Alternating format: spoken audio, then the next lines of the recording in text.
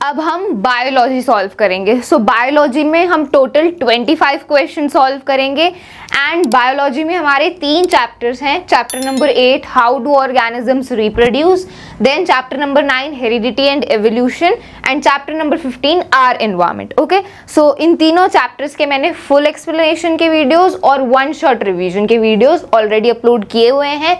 इस वीडियो में हम इन तीनों चैप्टर्स के इंपॉर्टेंट क्वेश्चन सॉल्व कर रहे हैं। So let's start. So the first question is, what is reproduction? Mention the importance of DNA copying in reproduction. So ये हमारा फर्स्ट क्वेश्चन है। तो इस क्वेश्चन में हमसे 2 बातें पूछी हैं। सबसे पहले हमें बताना है कि रिप्रोडक्शन क्या होता है एंड देन हमें बताना है कि DNA कॉपिंग की रिप्रोडक्शन में क्या इंपॉर्टेंस है। So first of all reproduction क्या होता है? Reproduction is the process of producing new individuals of the same species by existing organisms of a species, that is parents. The importance of DNA copying in reproduction are as follows. और ये DNA कॉपिंग की importance है। तो reproduction क्या होता है? Reproduction एक ऐसा प्रोसेस है जिससे नए इंडिविजुअल्स, नए ऑर्गेनिजम्स रिप्रोड्यूस होते हैं। नए ऑर्गेनिजम्स प्रोड्यूस होते हैं। किन से प्रोड्यूस होते हैं? पेरेंट से, मतलब जो ऑर्गेनिजम्स ऑलरेडी एग्जिस्ट कर रहे हैं वो नए ऑर्गेनिजम्स को प्रोड्यूस करते हैं। ठीक है, this process is known as reproduction. ठीक है, एंड DNA कॉपिंग। अब बात करते हैं कि DNA कॉपिंग क्यों जरूरी है रिप्रोडक्शन में। सो DNA कॉपिंग is important because of these 2 reasons. First one is DNA कॉपिंग is called DNA replication. DNA कॉपिंग, DNA copy होना मतलब DNA का रेप्लिकेशन होना, सेम थिंग। ठीक है, in this process one copy each of replicated DNA will be passed to daughter cells। हमें पता है कि रिप्रोडक्शन में पेरेंट से DNA कॉपी होता है ऑफस्प्रिंग में। तो अगर हम सेक्सुअल रिप्रोडक्शन की बात करें तो सेक्सुअल रिप्रोडक्शन में मेल और फीमेल दोनों पेरेंट से DNA कॉपी होता है और ऑफस्प्रिंग में आता है। ठीक है, डॉटर सेल मतलब जो ऑफस्प्रिंग के जो सेल्स हैं उनमें कॉपी होता है और उसी DNA कॉपी की वजह से जो पेरेंट्स के कैरेक्टर्स हैं, जो पेरेंट्स के ट्रेट्स हैं वो ऑफस्प्रिंग में आते हैं। ठीक है, second reason is variation may be introduced during DNA copying. This inbuilt tendency for variation during reproduction forms the basis of evolution। और जब DNA कॉपी होता है पेरेंट से ऑफस्प्रिंग में तो DNA कॉपी होते टाइम एरर आ जाते हैं और उन एरर की वजह से स्पीशीज में वेरिएशन आती है और ये वेरिएशन जरूरी होती हैं for the evolution of organisms, क्योंकि जो स्पीसीज हैं, जो ऑफस्प्रिंग हैं, उनका एवोल्यूशन होना जरूरी है because for the survival of species. किसी भी स्पीशीज के सर्वाइवल के लिए इवोल्यूशन होना जरूरी है और ये इवोल्यूशन कैसे आता है? वेरिएशन के थ्रू आता है। और वेरिएशन कैसे आता है? जब DNA कॉपिंग में एरर होता है।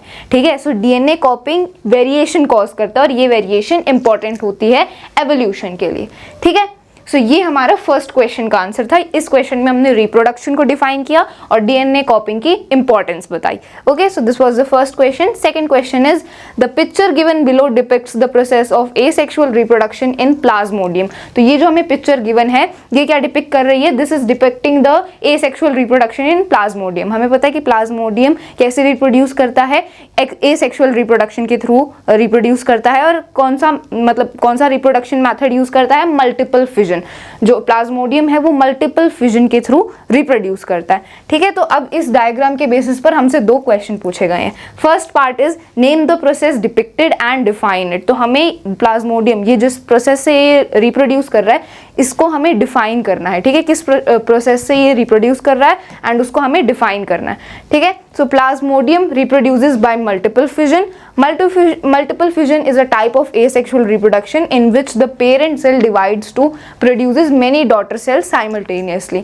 तो हमें पता है कि मल्टीपल फिजन क्या होता है? मल्टीपल फिजन एक टाइप का एसेक्सुअल रिप्रोडक्शन है और उसमें क्या होता है कि जो पेरेंट सेल होता है, क्या होता है? जो पेरेंट सेल होता है वो बहुत सारे डॉटर सेल में डिवाइड हो जाता है साइमल्टेनियसली। ठीक है, जो पेरेंट सेल है वो बहुत सारे डॉटर सेल में डिवाइड हो जाता है। यहाँ पर हम जैसे देख भी सकते हैं कि प्लाज्मोडियम है, इसका ये जो न्यूक्लियस है ये बहुत सारे न्यूक्लियाई में डिवाइड हो गया और ये जो अब बहुत सारे न्यूक्लियाई हैं ये डॉटर सेल बन जाएंगे। ठीक है, एंड ये जो कवरिंग है ये इसको बोलते हैं सिस्ट। ये प्लाज्मोडियम की जो कवरिंग होती है इसको सिस्ट बोलते हैं और जब ये सिस्ट ब्रेक हो जाएगी ना, जब टूट जाएगी तो ये जितने भी डॉटर सेल्स हैं ये बाहर आ जाएंगे।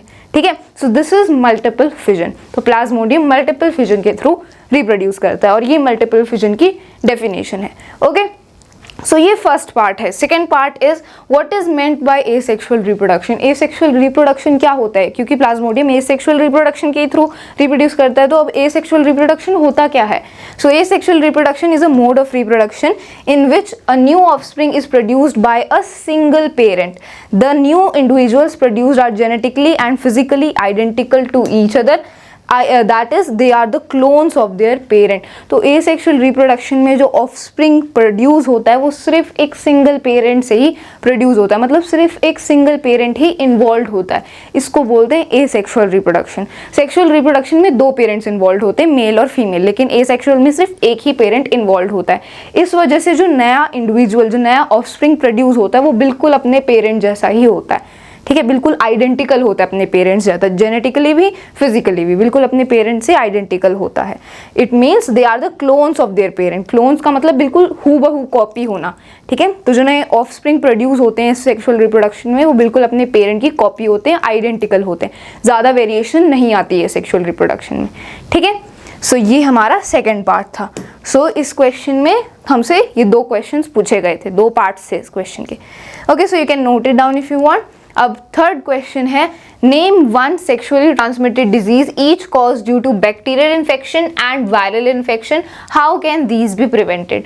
तो हमें एक एक ऐसे सेक्सुअली ट्रांसमिटेड डिजीज का नाम बताना है जो बैक्टीरियल इन्फेक्शन और वायरल इन्फेक्शन से होता है, और इन सेक्सुअली ट्रांसमिटेड डिजीज को हम कैसे प्रिवेंट कर सकते हैं, ठीक है। सो सेक्सुअली ट्रांसमिटेड डिजीज, इनको शॉर्ट फॉर्म में हम STD बोलते हैं। ये होते कैसे हैं, they are caused due to sexual contact. So अब हमें एक एक एग्जाम्पल बताना है STDs का जो बैक्टीरियल इन्फेक्शन से और वायरल इन्फेक्शन से होते हैं। सो बैक्टीरियल इन्फेक्शन से जो STD होता है उसका एक एग्जाम्पल है gonorrhoea. So it is a STD cause due to bacterial infection, bacteria से जो होता है, okay.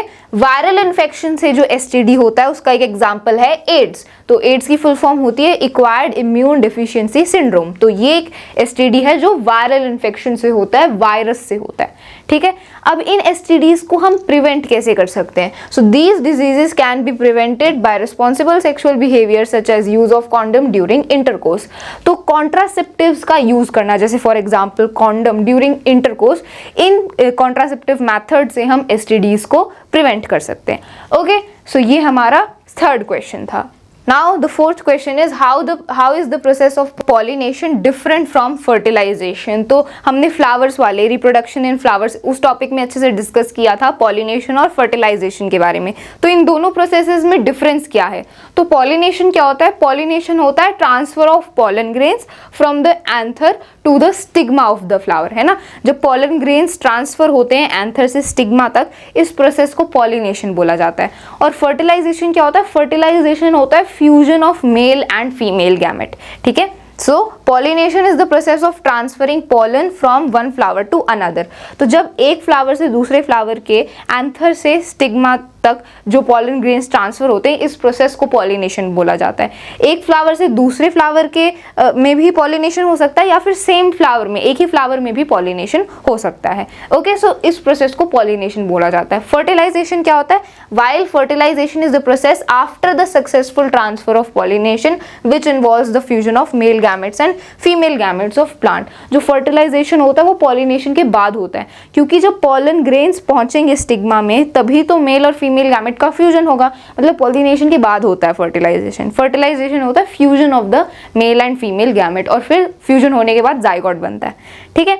So there is a difference between both these processes. इन दोनों के बीच में डिफरेंस है। पॉलिनेशन होता है ट्रांसफर ऑफ पॉलन ग्रेन्स और फर्टिलाइजेशन होता है fusion of male and female gamete in plants, ठीक है। सो ये है डिफरेंस दोनों प्रोसेसेस में। तो ये हमारा फोर्थ क्वेश्चन था।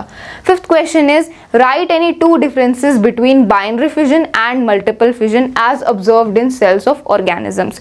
सो हमने डिस्कस किया था कि एसेक्सुअल रिप्रोडक्शन के टाइप्स होते हैं, जैसे कि बाइनरी फिजन, मल्टीपल फिजन। तो इन दोनों में क्या डिफरेंस है, तो नाम से ही पता चल रहा है। बाइनरी फिजन मतलब, बाइनरी का मतलब होता है टू। तो जब एक पेरेंट सेल दो डॉटर सेल में डिवाइड होता है उसको बाइनरी फिजन बोला जाता है, ठीक है। सो it is the division of the parent into two nearly equal size daughter individuals. तो जब एक पेरेंट सेल दो बिल्कुल इक्वल डॉटर सेल में डिवाइड हो जाता है, स्प्लिट हो जाता है, इसको बाइनरी फिजन बोला जाता है, ठीक है। मल्टीपल फिजन क्या होता है? It is the division of parent into many small daughter individuals. Multiple fission में एक पेरेंट सेल बहुत सारे डॉटर सेल में डिवाइड होता है। बाइनरी फिजन में जो पेरेंट सेल है वो सिर्फ 2 डॉटर सेल में डिवाइड होता है।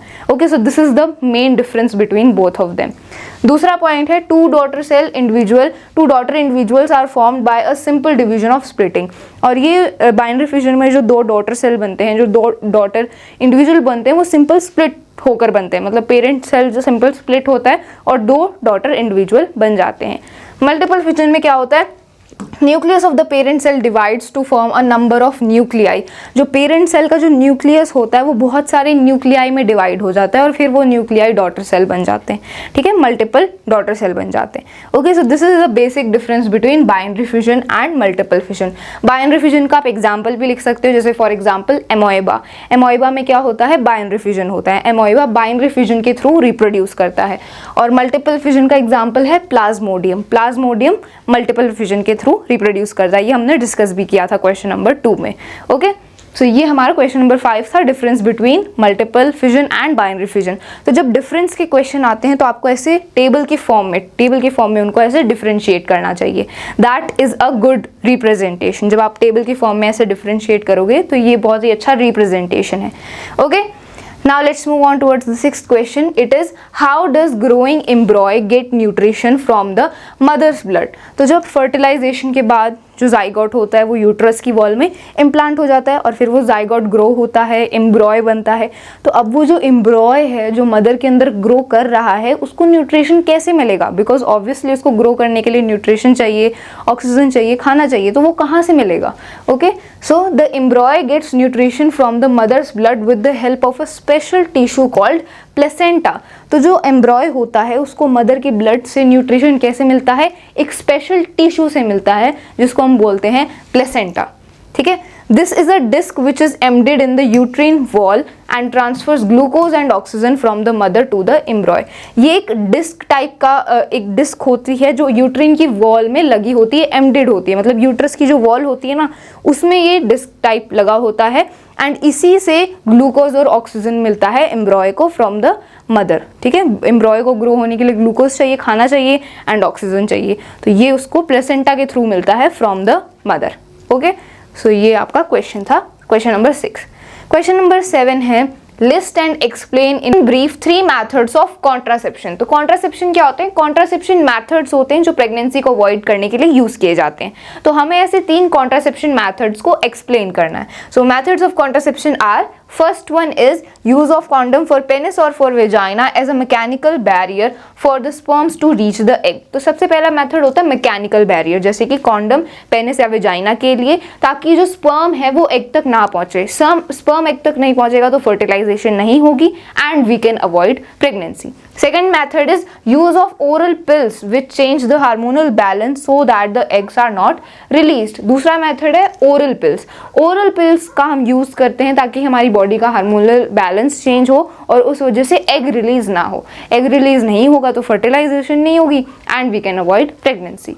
Third contraception method is surgical method. Surgical method where either the vas difference of male is blocked or the fallopian tube of female is blocked। ठीक है, सर्जिकल मेथड में mail का vas deferens block कर दिया जाता है ताकि sperms female की बॉडी तक ना पहुंचे और फर्टिलाइजेशन ना हो, या फिर फीमेल की बॉडी में फेलोपियन ट्यूब को ब्लॉक कर दिया जाता है थ्रू सर्जिकल मेथड ताकि एग रिलीज ना हो, एग पहुंचे ना स्पर्म तक और फर्टिलाइजेशन ना हो। तो ये तीसरा मेथड होता है सर्जिकल मेथड। ठीक है, सो ये 3 मेथड्स हैं कॉन्ट्रासेप्शन के। कॉन्ट्रासेप्शन क्या होता है? प्रेगनेंसी को अवॉइड करने के लिए यूज किया जाता है और ये इसके 3 मेथड्स हमने यहाँ पर एक्सप्लेन कर दिए। ठीक है, सो ये हमारा 7th क्वेश्चन था। 8th question is draw a diagram of a human female reproductive system and label the part. तो ये हमारा 8th क्वेश्चन है। ठीक है, सो इस 8th क्वेश्चन में 3 पार्ट्स हैं। ठीक है, हमने ये फीमेल रिप्रोडक्टिव सिस्टम ड्रॉ करना है एंड फिर इन तीनों पार्ट्स को लेबल करना है। So this is the female reproductive system. अब इन तीनों पार्ट्स को लेबल करते हैं। So the first one is that produces egg. तो ऐसा कौन सा पार्ट है जो एग प्रोड्यूस करता है? It is ovaries. जो ओवरीज होते हैं वो एग प्रोड्यूस करते हैं हर month. So these are the ovaries. जो आपको ये सैक लाइक स्ट्रक्चर दिख रहा है, ये होती है ओवरीज। तो ये हमारा फर्स्ट पार्ट का आंसर है। Second one is where fusion of egg and sperm take place. तो एग और स्पर्म का फ्यूजन कहाँ पर होता है, फर्टिलाइजेशन कहाँ पर होती है, इट इज फैलोपियन ट्यूब। ये जो आपको ट्यूब लाइक स्ट्रक्चर दिख रहा है इसको फैलोपियन ट्यूब बोलते हैं, और यहीं पर स्पर्म और एग का फ्यूजन होता है, मतलब फर्टिलाइजेशन यहीं पर होती है। It is the site of fertilisation. तो सेकंड पार्ट का आंसर है फैलोपियन ट्यूब। सो ये हमने फैलोपियन ट्यूब को लेबल कर दिया। Then third one is where zygote is implanted. Zygote कहाँ पर इम्प्लांट होता है, जाइगोट क्या होता है, जब स्पर्म और एग का फ्यूजन हो जाता है, फर्टिलाइजेशन हो जाती है, तब जाइगोट बनता है, ठीक है। एंड देन वो ग्रो करता है एम्ब्रॉय में और फिर वो पूरा बेबी बनता है। सो वो जो जाइगोट है वो कहाँ पर इम्प्लांट होता है, कहाँ पर उसकी ग्रोथ होती है, इट इज यूट्रस। यहाँ पर फर्टिलाइजेशन होती है, फर्टिलाइजेशन होने के बाद जो जाइगोट है वो यूट्रस में आता है और यहीं पर इसकी वॉल में, यूट्रस की वॉल में इम्प्लांट हो जाता है। So the answer is uterus. ये यूट्रस है, ठीक है। ये बैग लाइक जो आपको स्ट्रक्चर दिख रहा है, इट इज यूट्रस। तो थर्ड पार्ट का आंसर है यूट्रस। ओके, सो ये तीनों पार्ट्स हमने लेबल कर दिए। First one is ovaries, then fallopian tube, then uterus. अब इस क्वेश्चन को आंसर करते हैं। So what happens to human egg when it is not fertilised. तो ह्यूमन एग जब फर्टिलाइज नहीं होता तब उसका क्या होता है, क्योंकि जब एग फर्टिलाइज हो जाता है स्पर्म के साथ तब वो जाइगोट बनता है, एम्ब्रॉय बनता है और फिर वो पूरा बेबी ग्रो हो जाता है। लेकिन अगर एग फर्टिलाइज नहीं हुआ, उसको स्पर्म के साथ उसकी फर्टिलाइजेशन नहीं हुई, तब उस एग का क्या होगा। Then the answer is if the egg does not become fertilized as it travels down the fallopian tube on its way to the uterus, the endometrium lining of the uterus is shed and passes through the vagina, a process called menstruation. तो जब egg fertilize नहीं होता है तब वो fallopian tube से uterus में आता है, और जो यूट्रस की जो वॉल होती है जिसको हम बोलते हैं एंडोमेट्रियम, ये जो लाइनिंग होती है ना यूट्रस की, it is made of blood and mucus. ये जो लाइनिंग है ये शेड होने लगती है एंड देन वो वेजाइना के थ्रू पास आउट करती है हमारी बॉडी से थ्रू द वेजाइना, और इस प्रोसेस को बोला जाता है मेंस्ट्रुएशन, ठीक है। जब एग का फर्टिलाइजेशन नहीं होता तब वो जो यूट्रस की जो लाइनिंग होती है, it is made of blood and mucus, वो शेड हो जाती है and it comes out through the vagina and this process is called menstruation. ये 3 to 5 days लास्ट करता है एंड ये हर मंथ होता है। Okay, so when the egg is not fertilised menstruation happens. Okay, so this is the answer of this question. Let's move on towards the 9th question. So, ये 9th question है, it is with the help of diagrams explain process of budding in hydra. तो diagram की help से हमें budding का जो process है hydra में वो एक्सप्लेन करना है। तो हमें पता है हाइड्रा जो है वो बडिंग के थ्रू रिप्रोड्यूस करता है, अब इसको हमें एक्सप्लेन करना है। So organisms such as hydra use regenerative cells for reproduction in the process of budding. Budding के प्रोसेस में वो regenerative cells का यूज करते हैं, ठीक है। कौन, हाइड्रा organisms, जैसे कि हाइड्रा जो budding के थ्रू रिप्रोड्यूस करते हैं, वो regenerative cells का यूज करते हैं। Okay, in hydra a bud develops as an outgrowth due to a repeated cell division at one specific site. These buds develop into tiny individuals and when fully mature detach from the parent body and become new independent individuals. तो होता क्या है कि एक particular जगह पर, एक particular site पर ज़्यादा सेल डिविजन्स होते हैं, और ज़्यादा cell divisions, repeated cell division की वजह से क्या होता है एक आउटग्रोथ बनने लगती है, मतलब एक पार्ट आउटग्रो करने लग जाता है एंड देन वो बड बन जाता है एंड देन वो धीरे धीरे जो बड है वो पूरा एक इंडिविजुअल बन जाता है, और वो जब वो पूरा मैच्योर हो जाता है तो वो इंडिविजुअल डिटैच हो जाता है एंड देन वो क्या बन जाता है, एक पेरेंट बॉडी बन जाता है, मतलब एक नया इंडिविजुअल बन जाता है, नया हाइड्रा बन जाता है। यहाँ पर हम हाइड्रा की बात कर रहे हैं। ओके, यहाँ डायग्राम में भी आप देख सकते हो, ये एक हाइड्रा है, यहाँ पर इस साइड पर ये बड ग्रो करने लग गया, ठीक है, ये आउटग्रोथ होने लग गई, ये बड बनने लग गया। अभी धीरे धीरे ग्रो होगा और ये पूरा एक नया इंडिविजुअल बन जाएगा, और जब ये फुली मैच्योर हो जाएगा तो ये यहाँ से डिटैच हो जाएगा और एक ये नया हाइड्रा बन जाएगा, ठीक है। सो इस प्रोसेस को बडिंग बोलते हैं। बड के थ्रू जो यहाँ पर ये रिप्रोडक्शन हो रही है, दिस इज कॉल्ड बडिंग, ठीक है। एंड ये हाइड्रा के एग्जांपल्स हमने यहाँ पर इसको एक्सप्लेन कर दिया and this is the diagram. Okay, so ये हमारा 9th क्वेश्चन है। Let's move on towards the 10th question. So 10th question is what is the difference between sexual and asexual reproduction? तो ये बहुत ही इंपॉर्टेंट क्वेश्चन है, अक्सर ये हमारे एग्जाम में पूछा जाता है कि सेक्सुअल और एसेक्सुअल रिप्रोडक्शन में डिफरेंस बताओ। तो जब भी ऐसे डिफरेंस वाले क्वेश्चन आते हैं तो आप उसको टेबल की फॉर्म में डिफरेंशिएट करो, एक साइड एक टर्म और उसके पॉइंट्स, दूसरे साइड दूसरी टर्म और उसके पॉइंट्स, और हर एक के जो पॉइंट्स हैं वो आमने सामने होने चाहिए। तो सबसे पहले बात करते हैं सेक्सुअल रिप्रोडक्शन के बारे में। सो इसका फर्स्ट पॉइंट है 2 पेरेंट्स आर इन्वॉल्व। तो जैसा कि हम सभी को पता है सेक्सुअल रिप्रोडक्शन में 2 पेरेंट्स इन्वॉल्व होते हैं, mail and female parent.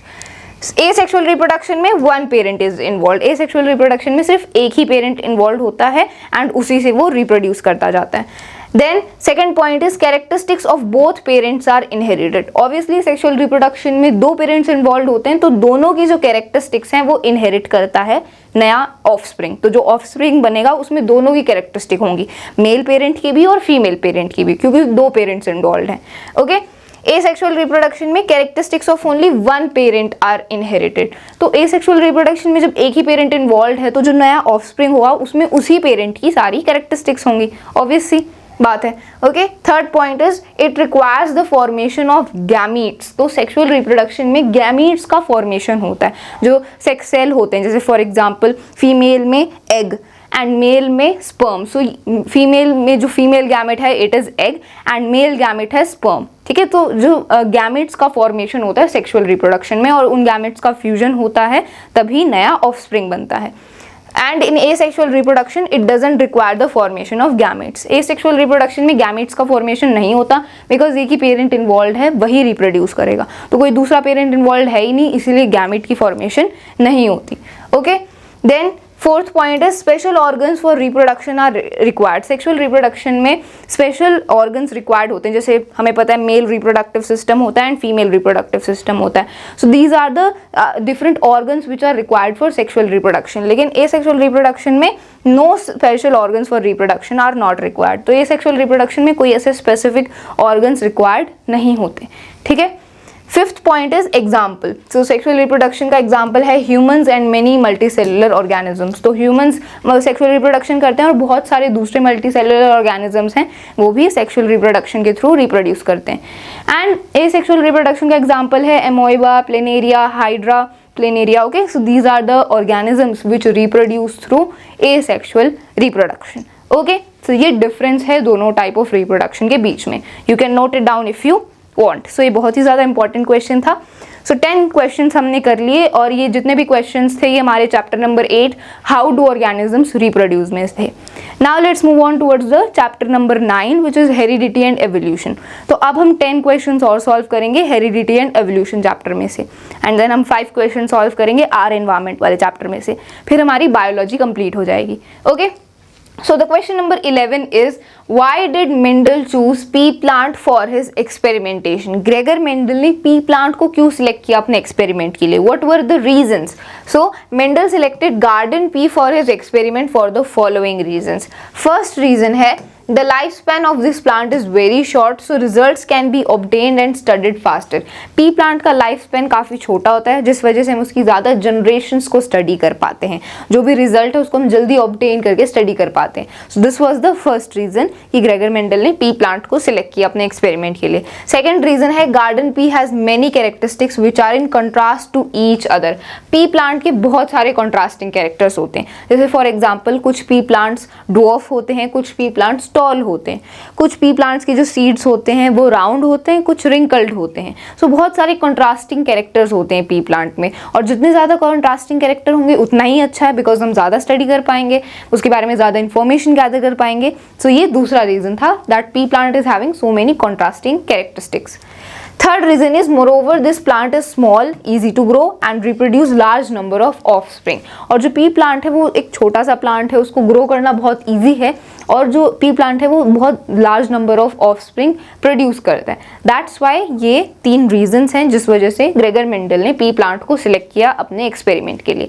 Okay, so this is also a very very important question of our chapter heredity and evolution.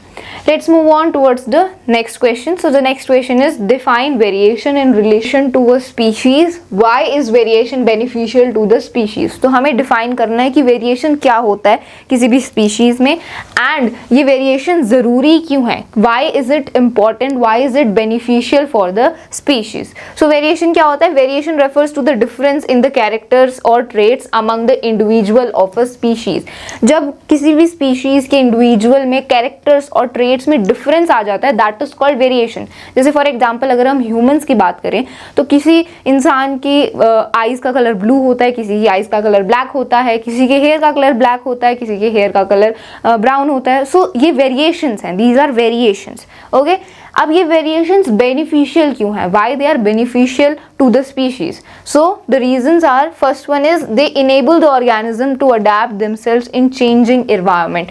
जो वेरिएशंस होती हैं वो ऑर्गेनिजम्स को हेल्प करती हैं, अनेबल करती हैं इन्वायरमेंट में अडेप्ट करने के लिए। जो भी इन्वायरमेंट में चेंजेस हो रहे हैं उनको अडेप्ट करने के लिए जो वेरिएशंस हैं वो एनेबल करती हैं, हेल्प करती हैं। Then variation form the basis of the heredity, heredity का बेसिस फॉर्म करती है variation. Then they form the raw material for evolution and development of new species. Evolution कैसे आता है, कोई भी स्पीशीज इवॉल्व कैसे होता है, इन वेरिएशन से ही होता है। एंड जो डेवलपमेंट है स्पीशीज की वो भी वेरिएशन की वजह से ही आती है। Okay, so variations are very very important in a species. तो ये हमारा 12th क्वेश्चन है। Let's move on towards the next question. It is, what is monohybrid and dihybrid cross? Give an example of each. तो हमें बताना है कि monohybrid और डाईहाइब्रिड क्रॉस क्या होता है और दोनों का हमें एक एक एग्जाम्पल देना है। मोनोहाइब्रिड क्रॉस क्या होता है, मोनोहाइब्रिड क्रॉस होता है जब हम क्रॉस करते हैं दो प्लांट्स के बीच में और सिर्फ उसमें एक ही कंट्रास्टिंग कैरेक्टर होता है। मोनो का मतलब होता है one. Okay, so it is the simplest cross in which inheritance of one character is studied. Okay, so उसमें सिर्फ एक कैरेक्टर की इनहेरिटेंस को हम स्टडी करते हैं। A cross is made between the pair of plants having one contrasting character, मतलब सिर्फ एक ही contrasting कैरेक्टर होता है और उसी को हम स्टडी करते हैं। जैसे फॉर एग्जाम्पल टॉल या ड्वार्फ, जैसे फॉर एग्जाम्पल कोई पी प्लांट टॉल है और कोई पी प्लांट ड्वार्फ है, तो ये एक कॉन्ट्रास्टिंग कैरेक्टर है। तो जब हम इस एक कॉन्ट्रास्टिंग कैरेक्टर की इनहेरिटेंस के बारे में स्टडी करेंगे, that is monohybrid cross. Dihybrid क्या होता है, डाई मतलब टू, मतलब दो कॉन्ट्रास्टिंग कैरेक्टर्स होंगे। So a cross made between two plants having two pairs of contrasting characters is called dihybrid cross. तो जब हम दो प्लांट्स के बीच में क्रॉस करते हैं और उनके बीच में और उनमें दो पेयर ऑफ कॉन्ट्रास्टिंग कैरेक्टर होते हैं, that is dihybrid cross. For example round and green seed crossed with yellow and wrinkle seed. तो अब ये दो कॉन्ट्रास्टिंग कैरेक्टर है। पहला कॉन्ट्रास्टिंग कैरेक्टर है राउंड एंड ग्रीन सीड, मतलब कुछ सीड राउंड और ग्रीन है एंड कुछ सीड येलो और रिंकल्ड है। तो ये कॉन्ट्रास्टिंग कैरेक्टर है। जैसे शेप ऑफ सीड हो गया राउंड और रिंकल्ड, तो ये दो शेप ऑफ सीड है, एक राउंड सीड भी होते हैं रिंकल सीड भी होते हैं, तो ये कॉन्ट्रास्टिंग कैरेक्टर है। कलर ऑफ द सीड की बात करें तो कुछ पी प्लांट के जो सीड हैं वो ग्रीन होते हैं, कुछ येलो होते हैं, तो ये दूसरा कॉन्ट्रास्टिंग कैरेक्टर है। तो यहाँ पर दो कॉन्ट्रास्टिंग कैरेक्टर हो गए, सो ये डाईहाइब्रिड क्रॉस है। Okay, so this is the difference between them. Okay, so I hope आपको ये दोनों की डेफिनेशन एंड एग्जाम्पल्स अच्छे से क्लियर हो गए हैं। This is 13th question. Let's move on towards the 14th question. So what is it? Distinguish between acquired and inherited characters. तो हमें acquired characters और inherited characters इनके बीच में differentiate करना है, इनको distinguish करना है। तो जब भी ऐसे distinguish, differentiate वाले question आते हैं तो इनको आप table के form में ऐसे differentiate करें। So यहाँ पर हमने लिख दिया inherited characters और यहाँ पर acquired characters। तो inherited characters कौन से होते हैं? वो characters जो हमें अपने parents से मिले होते हैं, ठीक है? Characters that are passed on from parents to offspring. तो पेरेंट के डीएनए से जो ऑफस्प्रिंग के डीएनए में जो कैरेक्टर्स पास ऑन होते हैं, जो ट्रेट्स पास ऑन होते हैं, उनको बोला जाता है इनहेरिटेड ट्रेट्स, इनहेरिटेड कैरेक्टर्स, या फिर जो आपने इनहेरिट करें अपने पेरेंट्स से। एक्वायर्ड कैरेक्टर्स क्या होते हैं? Characters appearing in an individual's life time but can not be transmitted to next generation. ये ऐसे कैरेक्टर्स होते हैं जो आप खुद एक्वायर करते हो, या आपको ये कैरेक्टर्स आपको अपने पेरेंट्स से नहीं मिले होते और ना ही आपकी नेक्स्ट जनरेशन में पास होंगे, ये खुद आप अपनी लाइफ टाइम में इनको एक्वायर करते हो। जैसे फॉर एग्जाम्पल एक्वायर्ड कैरेक्टर्स का एग्जाम्पल है ओबीज बॉडी। सो ओबीज बॉडी होना ये एक एक्वायर्ड कैरेक्टर है। अगर आपका खान पान सही नहीं है तो आप ओबीज हो जाओगे। ऐसा नहीं है कि अगर आपके पेरेंट्स ओबीज हैं तो आप भी ओबीज होगे, ऐसा कुछ नहीं है। So this is a acquired character. दूसरा एग्जाम्पल है loss of a finger in an accident. So किसी एक्सीडेंट में आपकी कोई फिंगर लॉस हो गई, सो ये कोई इनहेरिटेड कैरेक्टर नहीं है, वो एक्सीडेंट की वजह से आपकी फिंगर लॉस हुई है। So this is a acquired character. Inherited character का एग्जांपल है colour of seeds, colour of eyes. जैसे हमारी जो आईज का कलर होता है वो हम अपने पेरेंट से इनहेरिट करते हैं, जो हमारी पेरेंट की आईज का कलर होता है वैसे ही हमारी आईज का कलर होता है most probably. So this is a inherited character. And colour of seeds भी, जो कलर होता है सीड्स का वो भी उनको अपने पेरेंट प्लांट से ही इनहेरिट होता है। So these are inherited characters. So ये इनके बीच में डिफरेंस है। ओके, डेफिनेशन के बीच में हमने डिफरेंशिएट कर दिया और एग्जांपल्स भी दे दिए। सो this was your question number 14. Let's move on towards the next question which is question number 15. It is how is the equal genetic contribution of male and female parents insured in the progeny. तो जो offspring है, जो progeny है, उसमें ये कैसे हम माने, ये कैसे इंश्योर होगा कि मेल पेरेंट और फीमेल पेरेंट दोनों से इक्वल जेनेटिक मटेरियल आ रहा है। So how we can ensure this, how we can confirm this कि दोनों पेरेंट से इक्वल जेनेटिक मटेरियल आता है ऑफस्प्रिंग में। So let's read the answer. In human beings the equal genetic contribution of male and female parents is ensured in the progeny through the inheritance of an equal number of chromosomes from both the parents. दोनों parent से equal number of chromosomes आते हैं progeny में, offspring में, इसीलिए equal genetic material आता है दोनों पेरेंट से. Okay, so let's read the explanation. There are 23 pairs of chromosomes. हमारे में 23 pairs of chromosomes होते हैं और इनमें से 22 autosomes होते हैं और एक पेयर होता है sex chromosome. So out of these 23 pairs, first 22 pairs are known as autosomes and the remaining one pair is known as sex chromosomes represented as X and Y. ठीक है, एक पेयर ऑफ क्रोमोसोम होता है जो जिसको बोलते हैं sex chromosome and it is represented by X and Y.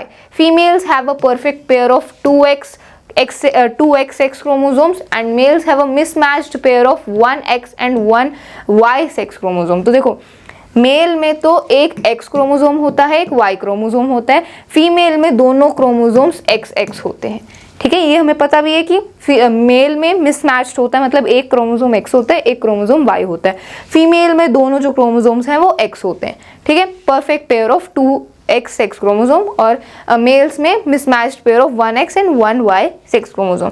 During the course of reproduction as the fertilisation process takes place, the male gamete haploid fuses with the female gamete haploid resulting in the formation of the diploid zygote. देखो क्या होता है कि fertilisation के time जब male gamete और female gamete का fusion होता है तो मेल गैमेट जो है, मेल में से एक गैमेट आता है, एक क्रोमोसोम आता है और फीमेल में से भी एक क्रोमोसोम आता है. ठीक है, इन दोनों एक्स में से फीमेल में से एक X क्रोमोसोम आएगा और मेल में से X और Y में से कोई एक क्रोमोसोम आएगा. सो एक क्रोमोसोम मेल में से आता है, एक क्रोमोसोम फीमेल में से आता है और फिर जो जाइगोट होता है उसमें दोनों क्रोमोसोम आते हैं. सो that's why as a result the zygote in the progeny receives an equal contribution of genetic material from the parents. तो दोनों पेरेंट से एक एक क्रोमोसोम आ रहा है और फिर जाइगोट में दो क्रोमोसोम्स होते हैं, एक मेल पेरेंट का, एक फीमेल पेरेंट का. इसीलिए उस जाइगोट में जो जेनेटिक मटेरियल होता है वो इक्वल होता है, मतलब it is having both of mother and father. Okay, so ये इसकी पूरी एक्सप्लेनेशन थी. क्रोमोसोम्स की वजह से क्रोमोसोम्स इक्वल होते हैं, दैट्स वाई जो जेनेटिक मटेरियल है वो इक्वल होता है प्रोजेनी में of male and female parent. Okay, so ये हमारा 15th क्वेश्चन है. Now you can note it down if you want. Now let's move on towards the next question which is 16th question. तो 16th question क्या है? While performing an experiment on pea plants, Mendel crossed tall pea plants and short pea plants and produced F1 progeny through cross fertilisation. तो ये हमने chapter में discuss भी किया था कि ग्रेगर मेंडल ने क्या किया था, एक्सपेरिमेंट किया था पी प्लांट पे. उन्होंने जो टॉल पी प्लांट्स थे और जो शॉर्ट पी प्लांट्स थे उन्हें क्रॉस कर दिया था. ठीक है, उनकी क्या कर दी थी, उनको क्रॉस फर्टिलाइज कर दिया था और उनके पास क्रॉस फर्टिलाइज करने के बाद F1 जनरेशन आई थी. जो ऑफस्प्रिंग आए थे उनका नाम उन्होंने दिया F1 जनरेशन या F1 प्रोजेनी. ओके, सो अब इसके बेसिस पर हमसे क्वेश्चन पूछे गए हैं. So the first part is what type of progeny was obtained by Mendel in F1 and F2 generations. So Mendel ने कैसी प्रोजेनी, ग्रेगर मेंडल ने कैसी प्रोजेनी ऑब्टेन करी F1 और F2 दोनों जनरेशंस में. तो F1 जनरेशन में तो जितने भी पी प्लांट्स थे वो सारे के सारे टॉल थे. ठीक है, ग्रेगर मेंडल ने क्या किया था, एक टॉल पी प्लांट और एक शॉर्ट पी प्लांट को क्रॉस पॉलिनेट कर दिया. देन फिर जो ऑफस्प्रिंग आए उनके, उसको F1 जनरेशन नाम दिया. F1 जनरेशन में जितने भी पी प्लांट्स थे वो सारे के सारे टॉल थे. फिर उन्होंने जो F1 जनरेशन के जो पी प्लांट्स हैं उन्हें सेल्फ पॉलिनेट कर दिया. फिर जो उनके ऑफस्प्रिंग आए वो थी F2 जनरेशन. तो F2 जनरेशन में जो पी प्लांट्स थे उनमें से 3 टॉल प्लांट्स थे और एक ड्वार्फ पी प्लांट भी था। ठीक है, सो यही हमसे पूछ रहे हैं कि F1 जनरेशन में कैसे प्लांट्स थे, मतलब कैसी प्रोजेनी थी, what type of progeny, and F2 generation में। So the F1 generation had all tall pea plants and F2 generation had both tall and short pea plants। तो ऐसे आपको एक लाइन में इसका आंसर लिख देना है। F1 जनरेशन में सारे के सारे tall pea plant थे, और जब F1 जनरेशन के प्लांट को ही सेल्फ पॉलिनेट किया तो F2 जनरेशन आई। F2 जनरेशन में जो प्लांट्स थे उनमें से 3 टॉल थे, एक शॉर्ट था, मतलब दोनों शॉर्ट टॉल दोनों पी प्लांट थे। सो F2 generation had both tall and short P plants. ठीक है, ये पहला पार्ट हो गया। दूसरा पार्ट है right the ratio he obtained in F2 generation plants. तो F2 जनरेशन के जो प्लांट्स थे उनका रेशो क्या था ये हमें बताना है। तो हमें पता है कि F2 जनरेशन में ग्रेगर मेंडल ने 3 टॉल प्लांट्स ऑब्टेन करे और एक ड्वार्फ प्लांट था। तो रेशो क्या हो गया 3:1। So the ratio obtained in F2 generation was 3:1। ये गलत लिखा है यहाँ पर आएगा 3:1, क्योंकि ग्रेगर मेंडल ने 3 टॉल प्लांट्स और एक ड्वार्फ पी प्लांट ऑब्टेन किया था। सो रेशो हो जाएगा 3:1। ओके, सो ये आपका 16th क्वेश्चन है। इसमें 2 पार्ट्स थे, इनको हमने आंसर कर दिया। ओके, सो ऐसे आपको क्वेश्चन पढ़ना, स्टेटमेंट पढ़नी है और फिर उसके हिसाब से इनको आंसर करना है। Okay, let's move on towards the next question. It is 17th question. So 17th question क्या है, why are some pea plants tall and others short in nature, explain with reference to the role of genes in controlling characteristics. तो कुछ P plants toll होते हैं, कुछ P plants short होते हैं, ऐसा क्यों होता है, इसको हमें एक्सप्लेन करना है with reference to the role of genes in controlling characteristics. हमें पता है कि जो जीन्स होते हैं वही हमारे कैरेक्टरिस्टिक्स को कंट्रोल करते हैं। ये हमने हेरिडिटी एंड एवोल्यूशन की लास्ट टॉपिक में डिस्कस भी किया था। सो इसी के रेफरेंस में हमें इसको एक्सप्लेन करना है कि क्यों कुछ पी प्लांट्स टॉल होते हैं और कुछ शॉर्ट होते हैं। Okay, so the answer is jeans control characters through the synthesis of specific proteins. जो जीन होते हैं वो हमारे कैरेक्टर को कंट्रोल करते हैं कुछ स्पेसिफिक प्रोटीन के सिंथेसिस से। ठीक है, the proteins take part in formation of body structures, enzymes, hormones and other biochemicals। तो ये body structure, enzymes, hormones इनके formation में part लेते हैं protein. In case of height in P, the protein takes part in producing hormone for growth in height।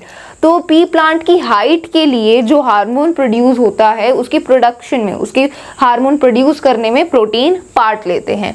If the protein is working efficiently, more hormone would be produced and pea plant becomes tall। अगर जो protein है वो बहुत efficiently work कर रहा है, मतलब अच्छे से काम कर रहा है, तो ज़्यादा हार्मोन प्रोड्यूस होगा, और जितना ज़्यादा हार्मोन प्रोड्यूस होगा उतना ही वो जो पी प्लांट है वो टॉल होगा। Okay, then however if the protein is less efficient, small quantity of hormone would be formed and the pea plant will remain short।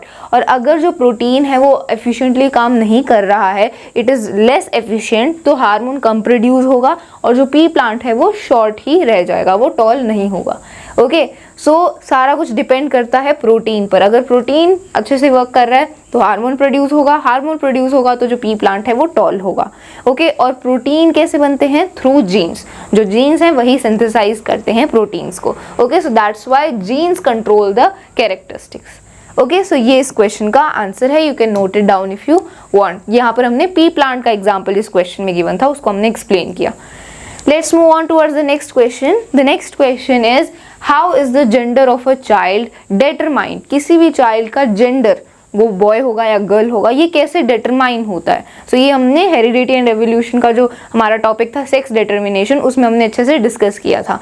So the answer is, in humans the mails have XY sex chromosomes, they produce 2 types of gametes having X and Y chromosomes। The females have XX chromosomes, they produce only 1 type of gamete having X chromosome। तो हमें पता है कि जो mail होता है उसके पास क्या होते हैं, 2 क्रोमोसोम्स होते हैं, दो क्रोमोसोम्स होते हैं X और Y।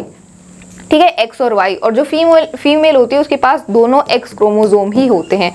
ठीक है, तो जो मेल गैमीट होता है उसमें एक ही क्रोमोसोम होता है, या तो X या फिर Y। ठीक है, एंड जो फीमेल गैमीट होता है उसमें एक ही क्रोमोसोम होगा, X ही होगा, बिकॉज दोनों X क्रोमोजोम है तो जो गैमीट है उसमें भी X ही क्रोमोजोम होगा। Okay, the sex of a child is determined by the type of chromosomes he she receiving from the father. जो किसी भी चाइल्ड का जो जेंडर है वो कैसे डिटरमाइन होता है, it is determined by the chromosome obtain by the father. मतलब फादर से जो क्रोमोजोम आ रहा है उस पर डिपेंड करता है कि उस चाइल्ड का क्या जेंडर होगा, बिकॉज मदर से तो एक ही क्रोमोजोम आ रहा है विच इज X।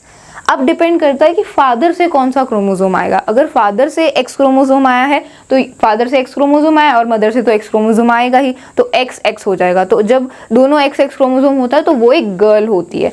और अगर फॉर एग्जांपल अगर फादर से Y क्रोमोजोम आ रहा है, तो फादर से Y क्रोमोजोम आया और मदर से तो X क्रोमोजोम ही आएगा, सो XY हो जाएगा। तो XY क्रोमोजोम किसके होते हैं, बॉय के होते हैं। तो अगर XY क्रोमोजोम है तो वो जो चाइल्ड है वो एक बॉय होगा। तो यहाँ पर ये लिखा भी हुआ है, the sex of a child is determined by the type of chromosome he she is receiving from the father. Father से जो क्रोमोजोम आ रहा है उस पर डिपेंड करता है। If sperm is having X chromosome then the child will be a girl. If the sperm is having Y chromosome then the child will be a boy. अगर Y chromosome है और तो Y क्रोमोजोम है sperm में तो वो एक boy होगा, अगर X क्रोमोजोम है तो गर्ल होगा। सो सारा कुछ डिपेंड करता है फादर के क्रोमोजोम पर। Okay, so like this the gender of a child is determined. ये हमने अच्छे से डिटेल में इस टॉपिक के बारे में डिस्कस भी किया था। Okay, now the next question is, ये 18th क्वेश्चन है, इससे अगला क्वेश्चन है 19th question. 19th question is what is a gene. Gene क्या होता है, क्योंकि अभी तक हम जीन के बारे में हमने कितना डिस्कस किया पिछले क्वेश्चन में। तो जीन होता क्या है, gene is the unit of inheritance. Inheritance की यूनिट होती है gene. Gene is the part of a chromosome which controls the appearance of a set hereditary characteristics. तो जो जीन होता है वो क्रोमोसोम का पार्ट होता है जो हमारे हेरिडिटी कैरेक्टरिस्टिक के अपीयरेंस को, सेट ऑफ हेरिडिटी कैरेक्टरिस्टिक के अपीयरेंस को कंट्रोल करता है कि जो भी कैरेक्टरिस्टिक्स होंगे उनका कैसा अपीयरेंस होगा। Okay, so this is controlled by the gene and ये हमारी इनहेरिटेंस की यूनिट होती है। Okay, so this is the definition of gene. Let's move on towards the next question. So this is the 20th question. 20th question है, what is the difference between dominant trait and recessive trait? Dominant trait और recessive trait के बीच में क्या difference होता है? Okay, so difference का question है तो इसको भी हम table की form में ऐसे differentiate करेंगे। तो dominant trait वो होते हैं जो अपने आप को express करते हैं एक generation में, और recessive trait वो होते हैं जो अपने आप को express नहीं करते एक generation में। जैसे for example एक tall pea plant है और एक dwarf pea plant है, तो इनमें से dominant कौन सा है, tallness। tallness का जो ये trait है ये dominant है। अगर एक tall pea plant है और एक शॉर्ट पी प्लांट है तो उनका जो ऑफस्प्रिंग होगा वो टॉल होगा या शॉर्ट होगा, it will be toll, because tallness एक डोमिनेंट ट्रेट है इसलिए वो अपने आप को एक्सप्रेस करेगा, और जो ऑफस्प्रिंग होगा वो भी एक टॉल पी प्लांट होगा। ओके, जबकि जो शॉर्ट पी प्लांट है वो एक रिसेसिव ट्रेट है इसलिए वो अपने आप को एक्सप्रेस नहीं कर पाया, लेकिन वो ऑफस्प्रिंग में प्रेजेंट है, बस वो अपने आप को एक्सप्रेस नहीं कर पाया। So this is a recessive trait. Okay, so dominant trait are always expressed when the connected allele is dominant even if only one copy exist. देखो, दो पेरेंट्स हैं, एक टॉल पी प्लांट है, इसको मैं एक एग्जांपल से समझाती हूँ। मान लो एक टॉल पी प्लांट है एंड एक शॉर्ट पी प्लांट है, तो इनका जो ऑफस्प्रिंग होगा वो टॉल ही होगा, बिकॉज ये टॉलनेस वाला जो ट्रेट है, ये टॉलनेस वाला जो कैरेक्टर है ये डोमिनेंट है, इसीलिए जो ऑफस्प्रिंग है वो टॉल होगा। बेशक जो दूसरा प्लांट है वो शॉर्ट हो या टॉल हो, जो ऑफस्प्रिंग है वो टॉल ही होगा, बिकॉज दिस इज डोमिनेंट। तो अगर एक डोमिनेंट ट्रेट भी है तब भी वो अपने आप को एक्सप्रेस करेगा जनरेशन में। ठीक है, अगर मान लो यहाँ पर ये दूसरा प्लांट ये टॉल होता तब भी जो ऑफस्प्रिंग है वो भी टॉल पी प्लांट ही होता, और अगर ये पी प्लांट ड्वार्फ है तब भी जो पी प्लांट होगा, जो ऑफस्प्रिंग होगा वो टॉल होगा, बिकॉज दोनों में से डोमिनेंट कौन सा है, टॉल पी प्लांट और ड्वार्फ पी प्लांट, इन दोनों में से डोमिनेंट है टॉलनेस वाला जो कैरेक्टर है, इसीलिए उसने अपने आप को एक्सप्रेस किया। Okay, so this is known as dominant trait, इसको डोमिनेंट ट्रेट बोलते हैं। रिसेसिव ट्रेट क्या होता है, recessive traits are expressed only if both the connected alleles are recessive. If one of the allele is dominant then the associated characteristic is less likely to manifest. देखो, recessive trait वो होता है जो अपने आप को एक्सप्रेस नहीं कर पाता, तो यहाँ पर आप देख सकते हो ये टॉल पी प्लांट है, ये ड्वार्फ पी प्लांट है, तो अब जो ऑफस्प्रिंग है वो टॉल पी प्लांट है, तो ये ड्वार्फ वाला जो ये कैरेक्टर है ये तो एक्सप्रेस नहीं हुआ, तो ये एक रिसेसिव ट्रेट है। तो जब एक डोमिनेंट ट्रेट होता है और एक रिसेसिव ट्रेट होता है तो डोमिनेंट ट्रेट ही हमेशा अपने आप को एक्सप्रेस करता है, ठीक है, और रिसेसिव ट्रेट अपने आप को एक्सप्रेस नहीं कर पाता। रिसेसिव ट्रेट अपने आप को कब एक्सप्रेस करता है? रिसेसिव ट्रेट अपने आप को तब एक्सप्रेस करता है जब दोनों ही रिसेसिव ट्रेट्स हैं, मतलब जैसे फॉर एग्जांपल ये पी प्लांट है, ये डॉफ है, और ये जो दूसरा पी प्लांट है ये भी डॉफ है, मतलब ये दोनों जो पी प्लांट हैं ये छोटे हैं, they are not tall, this is dwarf pea plant and this is also dwarf pea plant. तो अब इनका जो ऑफस्प्रिंग होगा वो भी कैसा होगा? It will be also डॉफ। तो यहाँ पर ये जो रिसेसिव ट्रेट था ये एक्सप्रेस हो गया क्योंकि दोनों जो ट्रेट्स हैं वो रिसेसिव ही हैं, ये भी डॉफ पी प्लांट है, ये भी डॉफ पी प्लांट है, इसीलिए जो ऑफस्प्रिंग है वो भी डॉफ ही होगा। तो जब दोनों एलील्स एक टाइप से जब दोनों एलील्स दोनों कैरेक्टर्स रिसेसिव होते हैं तब रिसेसिव ट्रेट अपने आप को एक्सप्रेस कर पाता है। अगर इनमें से एक भी डोमिनेंट होता है, जैसे फॉर एग्जाम्पल अगर ये वाला पी प्लांट टॉल हो जाता तब जो पी प्लांट है जो ऑफस्प्रिंग है इनका वो टॉल होता, बिकॉज अब डोमिनेंट ट्रेट है तो वही अपने आप को एक्सप्रेस करेगा। आई होप इतना आपको अच्छे से समझ आ गया। तो ये इनके बीच में डिफरेंस है। Okay, dominant allele is denoted by a capital letter, recessive allele is denoted by a small letter. तो जो डोमिनेंट एलील होता है उसको हम हमेशा कैपिटल लेटर से डिनोट करते हैं। जैसे फॉर एग्जांपल कोई डोमिनेंट ट्रेट का एग्जांपल है जैसे टॉलनेस, तो टॉलनेस ये एक डोमिनेंट ट्रेट है। अब इसका जो एलील मतलब एलील क्या होता है? डिफरेंट फॉर्म ऑफ जीन होता है, तो इसकी जीन को हम हमेशा कैपिटल लेटर से डिनोट करते हैं। तो टॉलनेस का इसको हम कैपिटल टी से रिप्रेजेंट करेंगे, ठीक है। तो जो टॉलनेस का जो एलील है उसको हम कैपिटल लेटर से एक्सप्रेस करते हैं, ठीक है। और जो रिसेसिव एलील होता है उसको हम हमेशा स्मॉल लेटर से एक्सप्रेस करते हैं। जैसे रिसेसिव ट्रेट क्या है? रिसेसिव ट्रेट होता है ड्वार्फनेस, तो इसका जो एलील होगा, ओके, मतलब इसका जो जीन होगा उसको हम हमेशा स्मॉल लेटर से डिनोट करेंगे। तो हमने टॉलनेस को कैपिटल टी से रिप्रेजेंट किया तो ड्वार्फनेस को हम स्मॉल टी से रिप्रेजेंट करेंगे, बिकॉज ये क्या है? एक रिसेसिव ट्रेट है, ये एक रिसेसिव एलील है क्योंकि यहाँ पर जीन की बात हो रही है, ठीक है। सो डोमिनेंट एलील को हम हमेशा कैपिटल लेटर से एक्सप्रेस करते हैं और रिसेसिव एलील को हम स्मॉल लेटर से एक्सप्रेस करते हैं, ठीक है। So this is for tallness, this is for dwarfness, ठीक है। यहाँ पर हम उस कैरेक्टर की टॉलनेस ड्वार्फनेस की बात कर रहे थे, इसलिए यहाँ पर मैंने उसका एग्जाम्पल लिया है। और भी दूसरे कॉन्ट्रास्टिंग कैरेक्टर्स हो सकते हैं, ठीक है। आगे तीसरा पॉइंट डिस्कस करते हैं। तो यहाँ पर ये कुछ डोमिनेंट ट्रेट्स और रिसेसिव ट्रेट के एग्जाम्पल गिवन है। तो कुछ डोमिनेंट ट्रेट के एग्जाम्पल हैं V shaped hair line, almond shaped eyes, right handedness, detached ear lobes, dark hair, brown eyes. So ये क्या है? ये डोमिनेंट ट्रेट्स हैं, ओके। सो अगर ये डोमिनेंट ट्रेट्स होंगे तो यही अपने आप को एक्सप्रेस करेंगे ऑफस्प्रिंग में। और रिसेसिव ट्रेट कौन से हैं? Straight hair line, round eyes, left handedness, attached ear lobes, blond hair, red hair या ब्लू आईज, ओके।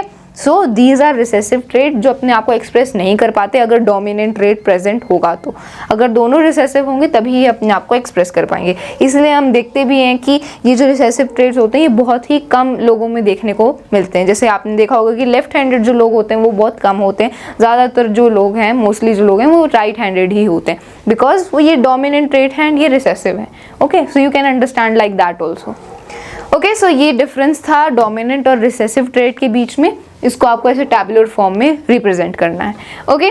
सो हमने हेरिडिटी एंड एवोल्यूशन का जो हमारा चैप्टर था उसके भी हमने 10 क्वेश्चन सॉल्व कर लिए। अब हमारा बायोलॉजी का एक ही चैप्टर रह गया which is chapter number 15 our environment. अब इस चैप्टर के हम 5 क्वेश्चन सॉल्व करेंगे, फिर हम फिजिक्स स्टार्ट करेंगे।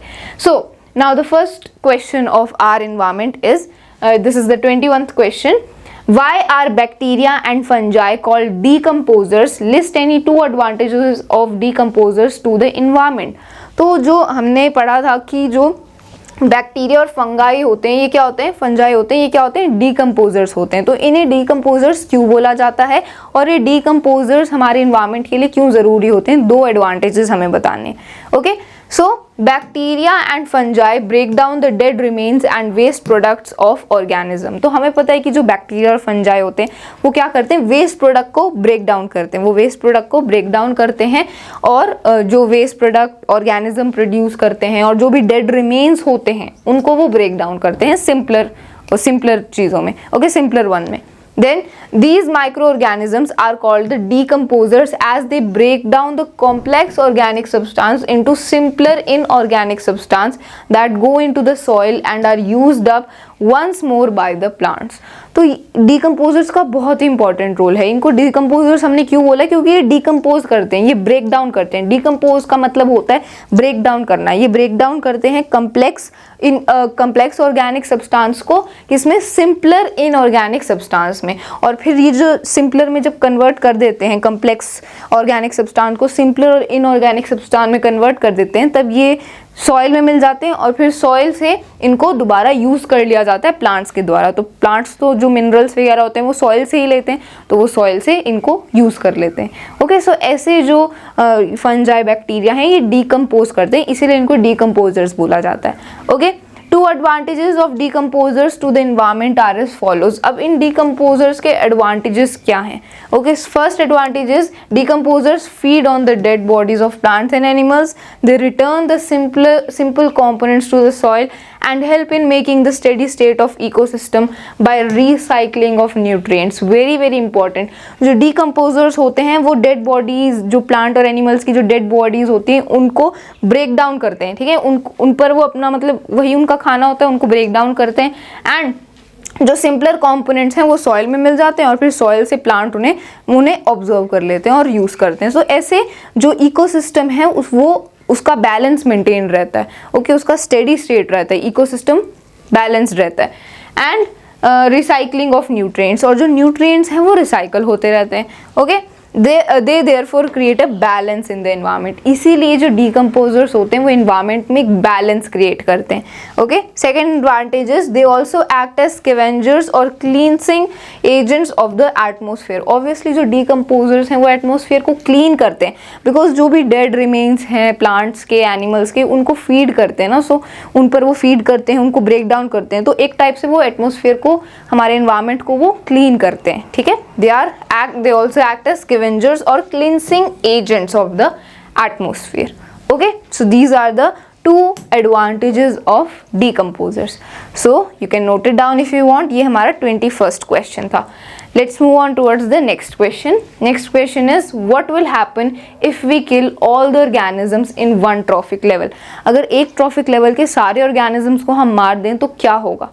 So if we kill all the organisms in one trophic level, the number of individuals in the next trophic level will decrease due to non-availability of food. देखो, जैसे for example यहाँ पर मैं example लेती हूँ, जैसे सबसे पहले ट्रॉफिक लेवल में आता है प्रोड्यूसर्स। ठीक है, सबसे पहले कौन आते हैं? प्रोड्यूसर्स आते हैं। प्रोड्यूसर्स के बाद कौन आता है? Primary consumers. प्राइमरी कंज्यूमर्स के बाद आते हैं सेकेंडरी कंज्यूमर्स, बाद आते हैं सेकेंडरी कंज्यूमर्स। ठीक है, तो अगर मान लो मैंने सारे प्रोड्यूसर्स को ख़त्म कर दिया, ठीक है, प्रोड्यूसर्स में जितने भी प्रोड्यूसर्स थे उन सबको मैंने मार दिया, तो इस ट्रॉफिक लेवल में जितने भी ऑर्गेनिजम्स थे उनको मैंने मार दिया, तो अब क्या होगा? अब जो ये सेकेंड ट्रॉफिक लेवल है इसकी जो पॉपुलेशन है क्या होगा? यहाँ पर लिखा है ना, if we kill all the organism in one trophic level, the number of individuals in the next trophic level. ये जो अगला ट्रॉफिक लेवल है इसमें जितने भी ऑर्गेनिजम्स होंगे उनका नंबर डिक्रीज होता जाएगा, बिकॉज अब प्रोड्यूसर्स ही नहीं रहे तो प्राइमरी कंज्यूमर्स को तो खाना मिलेगा ही नहीं, बिकॉज प्राइमरी कंज्यूमर्स प्रोड्यूसर्स को ही खाते थे ना, उनका फूड तो यही था, तो प्रोड्यूसर्स को हमने मार दिया तो प्राइमरी कंज्यूमर्स के लिए खाना ही खत्म हो गया, उनको तो खाना मिलेगा ही नहीं। तो इस वजह से जो प्राइमरी कंज्यूमर्स हैं उनका नंबर भी डिक्रीज होता जाएगा, उनकी पॉपुलेशन भी कम होती जाएगी। Okay, then also the number of individuals in the previous trophic level will increase because there is no one to feed on them. This will cause imbalance in the environment. और अगर for example मैंने सारे primary consumers को मार दिया, सारे primary consumers में जितने भी ऑर्गेनिजम्स थे उनको मैंने मार दिया, तो अब इससे पिछला जो ट्रॉफिक लेवल होगा उसके जो नंबर ऑफ ऑर्गेनिजम्स होंगे वो इंक्रीज होने लगेंगे, बिकॉज अब इनको खाने के लिए कोई नहीं है। बिकॉज अगर मान लो मैंने सारे प्राइमरी कंज्यूमर को मार दिया तो प्रोड्यूसर्स को खाने के लिए तो कोई बचा ही नहीं, क्योंकि प्राइमरी कंज्यूमर प्रोड्यूसर्स को खाते थे, तो जो प्रोड्यूसर्स का नंबर है वो इंक्रीज होने लगेगा, इनकी पॉपुलेशन इंक्रीज होने लगेगी और जो इकोसिस्टम का बैलेंस है वो बिगड़ जाएगा। ओके, सो इस वजह से हम ऐसे अगर किसी भी ट्रॉफिक लेवल में सारे ऑर्गेनिजम्स को मार दें तो जो इकोसिस्टम का बैलेंस है वो डिस्टर्ब हो जाएगा। किसी एक ट्रॉफिक लेवल में नंबर ऑफ इंडिविजुअल्स इंक्रीज हो जाएंगे, उससे पिछले जो ट्रॉफिक लेवल है उसमें नंबर ऑफ इंडिविजुअल्स इंक्रीज होने लग जाएंगे। ओके, सो यही यहाँ पर लिखा है, this will cause imbalance in the environment. Okay, so ये इस क्वेश्चन का आंसर है। इसको आप एग्जाम्पल देकर भी एक्सप्लेन कर सकते हो if it is given in the question. Okay, so ये 22 क्वेश्चन है। 23rd क्वेश्चन है what is biological magnification. Biological magnification क्या होता है? So this is also very very important question. The process by which the harmful and toxic substances enter the food chain and get concentrated in the body of living organisms at each successive level in food chain is called biological magnification. तो जब toxic और harmful substances food chain में enter करते हैं और living organisms की body में concentrate होने लगते हैं, एक्यूमुलेट होने लगते हैं, इस प्रोसेस को बायोलॉजिकल मैग्निफिकेशन बोला जाता है। जैसे फॉर एग्जांपल जो फार्मर होते हैं वो अपनी क्रॉप्स पर पेस्टिसाइड्स, फर्टिलाइजर्स वगैरह छिड़कते हैं ताकि उनकी क्रॉप्स खराब ना हो। अब वो जो पेस्टिसाइड्स और फर्टिलाइजर्स हैं वो अच्छे नहीं हैं, वो केमिकल्स हैं जो हमारी बॉडी के लिए बहुत ज़्यादा हार्मफुल हैं, टॉक्सिक हैं। तो अब वो जो केमिकल्स हैं वो उन क्रॉप्स पर आ गए हैं, है ना, बिकॉज अब उन क्रॉप्स पर पेस्टिसाइड्स और फर्टिलाइजर्स वगैरह छिड़के गए हैं। उन क्रॉप्स को हम खाते हैं और दूसरे एनिमल्स खाते हैं, तो अब हमारी बॉडी में भी वो टॉक्सिक केमिकल्स इकट्ठे होने लगेंगे, है ना। ऐसे ही दूसरे एनिमल्स की बॉडी में भी वो जो हार्मफुल सब्सटेंसेस हैं, हार्मफुल केमिकल्स हैं, वो एक्यूमुलेट होने लगेंगे। तो इस प्रोसेस को, इस फिनोमिनन को बोला जाता है बायोलॉजिकल मैग्निफिकेशन। जब हार्मफुल और टॉक्सिक सब्सटेंसेस फूड चेन में एंटर करते हैं, हम फूड चेन का ही पार्ट है ना, we are a part of a food chain. तो फूड चेन में एंटर करके जब लिविंग ऑर्गेनिजम्स की बॉडी में ये हार्मफुल और टॉक्सिक सब्सटेंसेस इकट्ठे होने लगते हैं, इसी प्रोसेस को बायोलॉजिकल मैग्निफिकेशन बोला जाता है। ठीक है, तो यहाँ पर मैंने आपको एग्जांपल से भी इस क्वेश्चन को समझा दिया। तो ये बायोलॉजिकल मैग्निफिकेशन की डेफिनेशन है, ये बहुत ही इंपॉर्टेंट क्वेश्चन है, अक्सर एग्जाम में पूछा जाता है। Okay, next question is 24th question. It is what are trophic levels? Give an example of a food chain and state the different trophic levels in it. तो हमें पता है फूड चेन में ट्रॉफिक लेवल्स होते हैं, तो यहाँ पर हमसे यही पूछा ट्रॉफिक लेवल्स होते क्या हैं और एक फूड चेन के एग्जांपल से हमें समझाना है कि उसमें कौन से ट्रॉफिक लेवल्स हैं। Okay, so trophic, the various links or steps in a food chain at which the transfer of food and energy takes place are called trophic levels. तो ट्रॉफिक लेवल्स क्या होते हैं? ये वेरियस लिंक्स होते हैं, steps होते हैं food chain की, जिसमें ट्रांसफर ऑफ फूड और ट्रांसफर ऑफ एनर्जी होता है। They are called trophic levels. ठीक है, वो क्या होते हैं? वेरियस लिंक्स होते हैं, स्टेप्स होते हैं फूड चेन में, जिसमें ट्रांसफर ऑफ फूड का तो ट्रांसफर होता ही है, साथ साथ एनर्जी का ट्रांसफर भी होता है ना। ये हमने डिस्कस किया था आर एनवायरमेंट वाले चैप्टर में। सो इन लेवल्स को, फूड चेन की इन लेवल्स को बोला जाता है ट्रॉफिक लेवल्स। ठीक है, अब यहाँ पर हम एक एग्जाम्पल से डिस्कस करते हैं। तो ये एक फूड चेन है, सन, ग्रास, ग्रास हॉपर, श्रीव, ओल। ओके, तो यहाँ पर आप देख सकते हो ये एक फूड चेन है। सन से ग्रास अपना खाना बनाता है ना, ग्रास क्या है? प्लांट्स हैं, ऑटोट्रॉफ्स हैं। तो सन की हेल्प से जो प्लांट्स हैं वो अपना खाना बनाते हैं। देन ग्रास को कौन खाता है? ग्रास हॉपर खाता है। ग्रास हॉपर को कौन खाता है? श्रीव खाता है। श्रीव क्या है? एक टाइप का बर्ड है कोई जो ग्रास हॉपर को खाता होगा। ओके, देन श्रीव को कौन खाता है? ओल खाता है। तो ये एक फूड चेन है। तो अब इस फूड चेन में ये सारे क्या हैं? ट्रॉफिक लेवल्स हैं। जैसे फॉर एग्जांपल यहाँ पर लिखा भी है, here grass is the producer. Grass producer है क्योंकि ग्रास ने क्या किया? अपना खाना खुद बनाया। जो अपना खाना खुद बनाते हैं वो प्रोड्यूसर्स होते हैं। तो यहाँ पर इस फूड चेन में ये ग्रास क्या है? प्रोड्यूसर है, which is eaten by the grasshopper known as primary consumer. और प्रोड्यूसर्स को कौन खाते हैं? प्राइमरी कंज्यूमर्स खाते हैं। तो ग्रास को कौन खा रहा है? ग्रास हॉपर खा रहा है। तो ग्रास हॉपर क्या है? प्राइमरी कंज्यूमर है। ठीक है, then the grasshopper is eaten by shrew, secondary consumer. अब ग्रास हॉपर को किसने खाया? श्रीव ने खाया। तो ग्रास हॉपर क्या है? प्राइमरी कंज्यूमर है। प्राइमरी कंज्यूमर को कौन खाता है? सेकेंडरी कंज्यूमर खाता है। तो ये श्रीव क्या है? सेकेंडरी कंज्यूमर है। And lastly shrew is eaten up by owl, tertiary consumer. और फिर श्रीव को किसने खाया? ऑल ने खाया। तो ऑल क्या है? ये हमारा टर्शियरी कंज्यूमर है, क्योंकि सेकेंडरी कंज्यूमर को टर्शियरी कंज्यूमर खाते हैं। ठीक है, दूसरी फूड चेन का एग्जांपल ले लो। जैसे फॉर एग्जांपल ग्रास है, देन ग्रास को खाता है ग्रास हॉपर, ग्रास हॉपर को खाता है फ्रॉग, फ्रॉग को खाता है स्नेक, स्नेक को खाता है ईगल। तो ये भी एक फूड चेन है। तो ग्रास हो गया प्रोड्यूसर, देन ग्रास हॉपर हो गया primary consumer, then grasshopper को खाने वाला होगा फ्रॉग, फ्रॉग हो गया secondary consumer, and then frog को खाने वाला स्नेक और ईगल, ये हो गए tertiary consumer. Okay, so this is example of food chain and different trophic levels. तो आप ऐसे एग्जाम्पल की हेल्प से इसे एक्सप्लेन करोगे। तो ये क्वेश्चन नंबर 24 था। ट्रॉफिक लेवल्स हमने डिफाइन कर दिया एंड एग्जाम्पल की हेल्प से डिफरेंट ट्रॉफिक लेवल्स को भी एक्सप्लेन कर दिया। Let's move on towards the last question of biology. ये लास्ट क्वेश्चन है बायोलॉजी का। Then we are going to start physics. So let the amount of energy at 4th tropic level in the given food chain is 5 kilojoule. What will be the energy available at the producer level? Why do producers always occupy the first trophic level on every food chain? Okay, so ये question, इस question में दो चीज़ें हमसे पूछी गई हैं. सबसे पहले हमें बोला है कि let the amount of energy at fourth trophic level. तो इस फूड चेन में फोर्थ ट्रॉपिक लेवल कौन सा है? ये snake. Okay, so this is the fourth trophic level. तो बोला है कि फोर्थ ट्रॉपिक लेवल में जो एनर्जी का अमाउंट है let it be 5 kilo joule. Okay, तो ये यहाँ पर जो एनर्जी का अमाउंट है फोर्थ ट्रॉपिक लेवल पर मान लेते हैं कि ये कितना है? 5 किलो जूल है. ठीक है, ये हमें क्वेश्चन में बोला गया है 5 kilo joule. What will be the energy available at the producer level? हमसे पूछा है कि जो प्रोड्यूसर लेवल है, प्रोड्यूसर लेवल कौन सा है? ये this is the producer level, क्योंकि ग्रास क्या है? ये एक प्रोड्यूसर है जो अपना खाना खुद बनाता है, तो ये प्रोड्यूसर वाला ट्रॉफिक लेवल है. तो हमसे पूछे कि ये जो प्रोड्यूसर लेवल है यहाँ पर कितनी एनर्जी अवेलेबल होगी. अगर फोर्थ ट्रॉफिक लेवल में 5 किलो जूल एनर्जी है तो यहाँ प्रोड्यूसर लेवल में कितनी एनर्जी प्रेजेंट होगी. ओके, कितनी एनर्जी अवेलेबल होगी. देन हमसे पूछा है कि प्रोड्यूसर लेवल ही हमेशा ट्रॉफिक प्रोड्यूसर जो प्रोड्यूसर्स होते हैं वही हमेशा पहले ट्रॉफिक लेवल पर क्यों आते हैं हर एक फूड चेन में. तो इसको हम बाद में आंसर करेंगे, सबसे पहले फर्स्ट पार्ट को आंसर करते हैं. सो प्रोड्यूसर लेवल में कितनी एनर्जी होगी अगर फोर्थ ट्रॉफिक लेवल में 5 किलो जूल एनर्जी है? तो हमें पता है 10% लॉ के बारे में. 10% लॉ क्या है कि हर एक ट्रॉफिक लेवल कि सिर्फ 10% एनर्जी ही पास होती है अगले ट्रॉफिक लेवल में. बाकी ये जो 90% एनर्जी है वो लाइफ प्रोसेसेस में और यूज हो जाती है. ओके, सिर्फ 10% एनर्जी ही पास होती है एक ट्रॉफिक लेवल से अगले ट्रॉफिक लेवल में. तो अगर यहाँ पर 5 किलो जूल एनर्जी है तो जो प्रोड्यूसर लेवल है यहाँ पर कितनी एनर्जी होनी चाहिए? 5000 किलो जूल एनर्जी होनी चाहिए. ओके, बिकॉज अगर हम 10% लॉ को फॉलो करें तो देखो यहाँ पर अगर 5000 किलो जूल एनर्जी होगी तो इसकी 10% ही सिर्फ यहाँ पर पास होगी. तो इसका 10% कितना होगा? इसका 10% होगा, इट विल बी, इसका 10% होगा 500. तो यहाँ पर जो सेकेंड ट्रॉफिक लेवल है यहाँ पर 500 किलो जूल एनर्जी आएगी.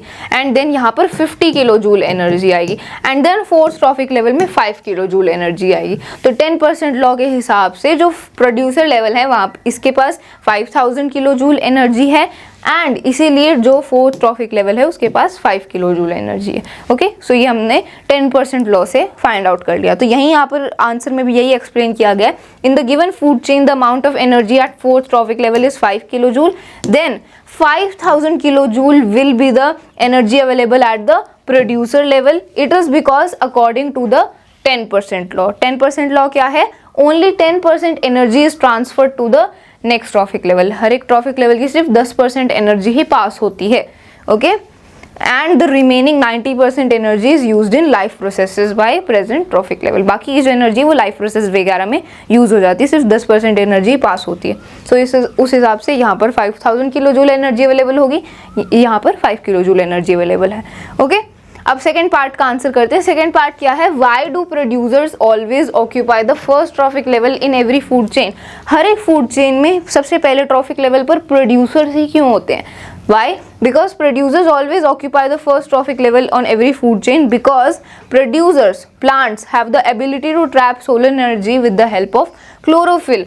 Because जो producers होते हैं वो अपना खाना खुद बना सकते हैं सोलर एनर्जी की हेल्प से. सोलर एनर्जी को ट्रैप करते हैं क्लोरोफिल की हेल्प से एंड देन वो अपना खाना खुद बनाते हैं, इसीलिए वो प्रोड्यूसर्स हैं. That's why they are always on the first trophic level. Producers कौन होते हैं? ऑटोट्रॉफ्स होते हैं, प्लांट्स होते हैं जो अपना खाना खुद बनाते हैं. वो क्लोरोफिल की हेल्प से सनलाइट को, सोलर एनर्जी को ट्रैप करते हैं, फिर अपना खाना बनाते हैं, इसीलिए वो प्रोड्यूसर्स हैं and that's why they are on their first trophic level in every food chain. Okay, so ये इसका आंसर हो जाएगा. ओके, सो ये 25th क्वेश्चन था. हमने बायोलॉजी के सबसे इंपॉर्टेंट क्वेश्चंस को सॉल्व कर लिया.